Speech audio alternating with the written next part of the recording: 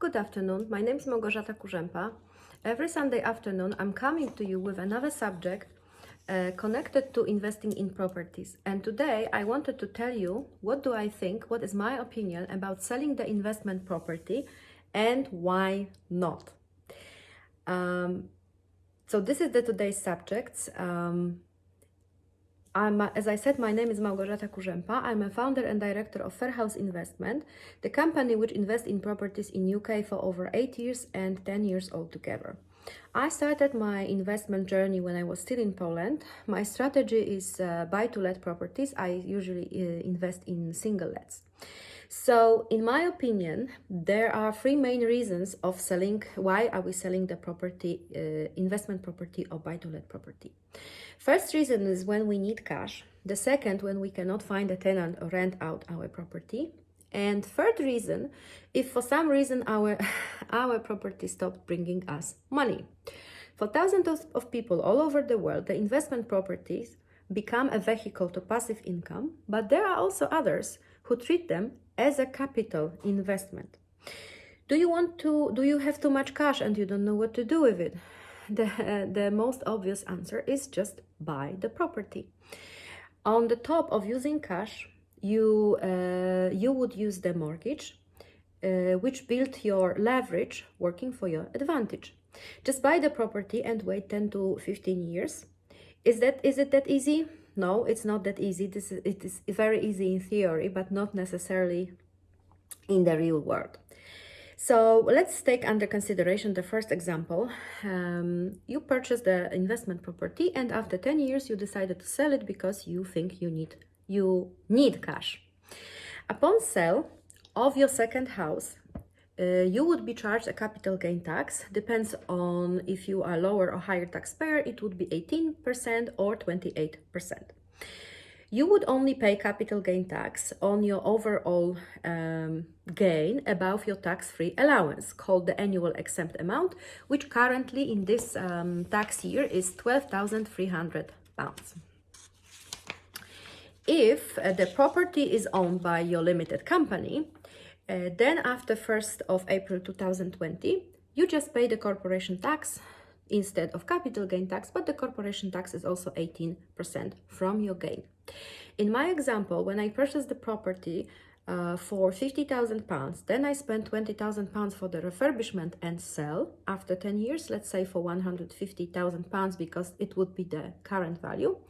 As the lower taxpayer, the capital gain tax due would be 150,000 minus 50,000 I paid for the property, minus 20,000 I spent for the renovation, minus 12,300 of tax-free allowance. By 18%, it gives us approximately £12,200 of tax. For higher taxpayers, by 28%, it would be almost £90,000, which leave in our pocket £138,000 or £131,000 comparatively. The first amount which is £1,338,000, which also will be live in your pocket or rather in your company account if you own the property via limited company. The only situation when we are eligible for the relief is when you sell your main home. It's called private residence relief. Imagine that instead of selling the property, you remortgage it. When your property is worth £150,000 and you want to remortgage it as a buy-to-let property with interest-only mortgage, you will have to leave 25% of the value within the property. Usually it's deposit. In our case, it would be £37,500, which means that the lender will repay you in cash £112,500. Of course, from this amount, you will have to pay all the expenses, which would be mortgage fee, approximately £1,000, broker's fee, approximately £500, and the conveyancer's fee, usually £1,300 to £1,500. At the end of this transaction, it would be £110,000 in your pocket, compared to 138,000 or 131,000 when you sell. But remember, in a process of remortgage, you get cash in your pocket plus you still keep the property. If the property is worth £150,000, in my opinion, it could achieve a rental value approximately around £750 per calendar month. If you take a mortgage interest only on your property, currently the mortgage rates are not great. It would be probably at 3.8%. The value would be £112,500. Your monthly mortgage repayment would be approximately £350, which when you compare it to 750 you receive from your tenant, 350 you have to repay to the lender. It would leave approximately £400 in your pocket if you manage your property by yourself. So the difference between the sale of the property and the property and the mortgage gain is £21,000 or approximately £28,000. But when you remortgage, again, as I mentioned, you will keep the property, which means two things. First of all, if you're not in a hurry, you would eventually get back the same amount of money as a rent from the tenants in approximately 4 or 6 years. The second thing, after a while, so let's say after another 10 years when the property increases in value again, you can do the same thing or remortgage it again. In my opinion, sell in such a scenario just doesn't pay off. However, each one's situation is slightly different, and perhaps approximately £20,000 for someone, £20,000 for someone would make a serious difference. But again, my consideration focus on the economical rather than emotional aspect. Example 2, or reason 2, we cannot find a tenant or rent out our property.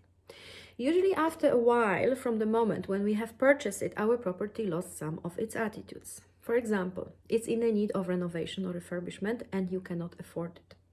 The source of tenants or nearby warehouse or big employer just left the neighborhood or doesn't exist anymore. Bunch of new properties have been built nearby, which from one side, as there are plenty of them, lower the rental prices. From the other side, as they are brand new, fresh, with a nice finish, they increase the local standard and your property just couldn't handle the competition anymore. When you cannot afford the refurbishment, it's worth to consider the alternative route. If the substandard is the only issue, you have to take a piece of paper and a pencil or open your computer and check the prepared spreadsheet. Put all the details there and double check if it's worth to lend the money for the refurbishment. Remember that this money you will have to repay in a short period of time with an interest, but in this case, the property will still bring you money in a longer distance, in the longer period of time. Another option is to compare the nearby prices for the renovated and slightly tired properties, like maybe the one you just own. Is it better to sell it as it is, or maybe lend some money for the refurbishment and then sell, and of course later return the loan? Again, the thorough due diligence is mandatory, which scenario will pay off better. In some neighborhoods, residential ones, there is high demand for ready-to-move-in properties. They would attract the family with kids, which doesn't want to waste time for the refurbishment and prefer the turnkey properties. Other places, which are preferred by tenants rather than owners, would attract investors, and they would prefer the tired properties because then they are able to do their own refurbishment the way they want and on the cost they want, and they could add some standard or increase the standard, or they could add some value by doing extension or loft conversion, or even change of use like turning the property into HMO. In both examples, before selling, it's worth to consider the strategy change. If the big fish, the big employer disappeared from the neighborhood, maybe the neighborhood became more attractive for the families with kids. The factory is gone, more green spaces appeared. Maybe it's worth to add the garage or increase the inside standard, trying to reach for the wealthier client. On the opposite scenario, the Amazon warehouse was established, families ran away from the location, but the same location attracts single young people who wants to live near their jobs and they are ready to give up the space in exchange for affordability of share living, like HMO, for example. Like HMO, not for example, like HMO. Even if new, more attractive properties appeared in the neighborhood, maybe you are ready to put slightly more money and effort to turn your property into service apartment. It's more time demanding strategy, but if you have no choice and run out of option, maybe you would be forced to do it. Also remember that for service apartment strategy, the location is even more crucial than for other strategies. Proximity of tourist attractions like Old Town, beach is essential. It could happen that after a couple of years of renting of your property, you realize that new developments are coming into the area. The new buildings present higher standard elevators, underground garage, gyms, etc. Remember, you can increase the standard of your property by adding modern kitchen, put some money into the interior design or home staging, but you cannot add an elevator. If the flat is on the first floor, good for you. Most of the tenants wouldn't bother, they just climb these few steps, and it wouldn't be any issues for them. But if your property is on the third or fourth floor and there is no elevator, for example, young families with kids and prams, they wouldn't be attracted into your property. So automatically you limit your group of clients. You can turn your property into service accommodation and in the same time monitor the market, check the trends with an attempt to sell. While the property is still making money because of the change of the strategy, you can use the time to prepare for the sale or wait for the right buyer instead of acting desperately. If the location is not suitable for service accommodation or any other possible strategy and the property generates losses, probably the sale becomes the only option. The third main reason why people selling their properties, their investment properties, is when the properties start generating losses. And what I have in my mind in this moment is that after full introduction of Section 24, plenty of landlords owning their properties under their own name started considering strategy change or exit of the market. Section 24 states that amount of income tax relief landlords receive for residential property finance costs will be restricted to the basic rate of tax. The changes were introduced in a phased approach with the elimination of tax relief on mortgage interest payments taking place in following years. In April 2020, it was reduced to 0% and replaced by tax credit of 20%, limiting the short-term impact. What does it mean in practice? Tax is calculated on the rental profit after costs, including property maintenance, have been deducted. However, interest and other financial charges will be excluded from any tax savings. Once tax has been calculated, landlords will be able to offset 20% of finance charges against the tax due. Paying tax on a greater percentage of mortgage interest, combined with other sources of your income, push some of the landlords into the higher tax bracket. It could mean that it's not worth to keep your property which you have under your personal name any longer, as the income is lower as in the previous years. It could mean that most of the landlord, I don't know, plenty of them, will set up the new limited company, SPV, and sell their properties they so far owned under their own name.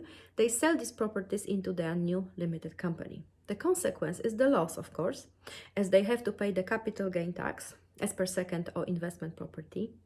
And they also have to pay, the new limited company will have to pay stamp duty tax on the purchase of the new property. Sometimes, if there is not enough equity in the property, for example, it's been remortgaged in the past, we have to raise the deposit to 20 or 25% of the property value. The definite gain of doing this is the peace of mind after giving your business a proper structure. For some of us, it would be a good exercise, the moment when we have to put all our property business details into a spreadsheet and check the numbers. Do they work or not? Maybe the restructure of your venture is needed to achieve gain. Maybe you will have to sell 1 or 2 properties to raise the finance you need for the transfer of the rest into the limited company. Summarizing, the 3 main reasons why investors are selling their investment properties are: first, the need of cash; second, the lack of tenants; 3, business restructure and need to raise an extra finance to cover its cost. Are these all the reasons? Definitely not. These are just the ones I currently have in mind and the ones which bothers me or my friends. I just hope I have convinced you that selling of the property is questionable from the economical point of view, and it's definitely worth to consider all other options before you do it. Just one more reason came into my mind, or rather anti-reason. The process of purchase of the property is so annoying, It's expensive, time-consuming, upsetting sometimes.